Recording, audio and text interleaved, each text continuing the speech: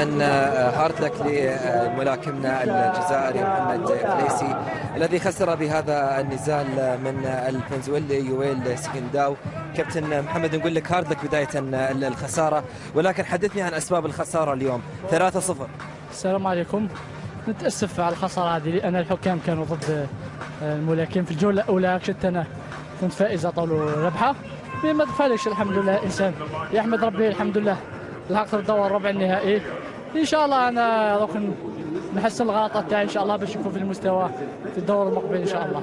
نعم كابتن محمد، احنا نلاحظ أن في كثير من الانتقادات على التحكيم، يعني شفنا الملاكم الأردني حسين عشيش انتقد التحكيم هو ومدربه، ايضا الملاكمه المغربيه قبل قليل ايضا نوعا ما كانت متحفظه على التحكيم.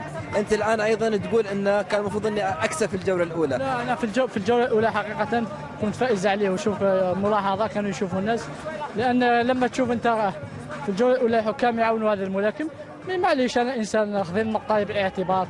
حنا نتاسفوا، بالك ضغوطات بالك تعب، ان شاء الله ان شاء الله نكونوا في المرة القادمة نكونوا في الأحسن إن شاء الله. سؤال أخير كابتن محمد، القادم بالنسبة لك، وأيضا كيف تقيم تجربتك في هاي الدورة الأولمبية؟ لا، أنا هذه المرة الثانية نشارك في الألعاب الأولمبية.